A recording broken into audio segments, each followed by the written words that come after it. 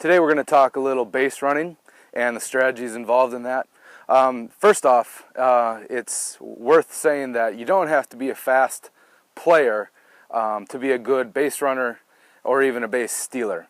So we're going to talk about kind of the fundamentals of getting a good lead, getting a good secondary lead in baseball. So the first thing we want to do is we want to take our signs from the bag. Okay, that's the most important thing. We don't want to be taking our signs out here because as we're watching that third base coach, we're not watching the pitcher. He might make a quick move, throw over here, and then we're out. So we want to make sure that we're always taking the sign from the base, looking at our third base coach, and seeing what play is on. While we're on the base, we also want to take a look at where those infielders are positioned because that's going to help us not only on a hit, but also deciding, especially first baseman, is he holding us, is he playing back? So it's going to kind of help us determine how big of a lead we're going to get and how much we're going to kind of strain the defense. Talking about straining the defense, you have to understand that as a base runner, anytime that there's base runners on, it puts tension on the defense, gives them one more thing that they have to worry about. So being on base is a huge asset. No matter if you get there, walk, hit, first, second, third, wherever it is, it's always putting tension on the defense. So as a base runner, the better base runner you can be, the more strain you're going to put on that defense. Finally, while we're still here, we want to take a peek at that on the outfielders to see where they're positioned. In case of a hit, fly ball, we're better able to judge if we're going to have to tag up, get a lead, go halfway, how far we can push them as well. Okay, so we've taken our sign, and now it's time to lead off. All right, so what we want to do is we want to start with our right foot on the bag. We want to take a step with our left. We want to turn in, and then we're going to take 2 more shuffle steps out to get our lead. Okay, now for base stealers, guys that are a little quicker, we might want to take another half step or one more to get that good base stealing lead. All right, now pretty far off the bag. So we're set up here. We're not going to be leaning on our front foot, all right, in case that pitcher makes a move to throw us out. We have to be in a good athletic position, ready to move back, or if it's a pass ball, getting ready to move. So,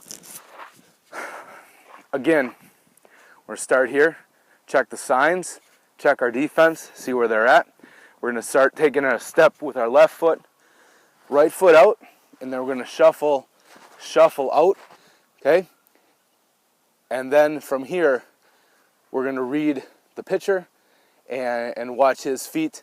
If we have to go back, okay, we're going to aim for the back corner of first base, either with our foot or if we're sliding in head first, we want to reach our hand to this back corner. Reason being that first baseman's going to be here, so we want to make them reach as far as possible to put the tag on us.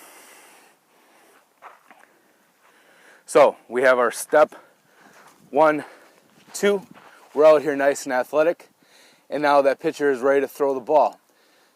It's important as a base runner now get your secondary lead.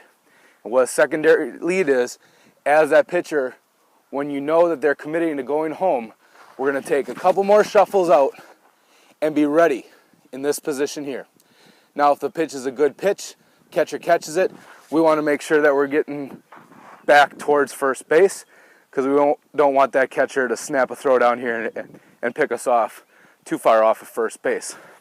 However, if we're here and we get our secondary as that pitch is going in, if we're reading that pitch is going to be in the dirt, if it's going to be a pass ball, wild pitch, or if we're straight stealing, okay, we get out here, and now when we read that pitch, we turn and we burn towards second base.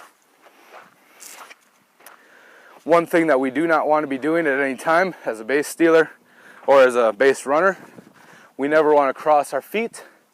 Okay, if a pitcher sees this, coach picks that up, they're going to wait till you do that and pick you off. You can't adjust back if you're crossing your feet. Okay, the other thing is we don't want to be taking our step and then as we shuffle, bringing our feet completely together. Again, we cannot react either way if we have our feet close together. So when we shuffle, we want to stay low athletic and creep out there. We don't want to have weight too much on either foot. Okay, we want to be nice and balanced, ready to move either way.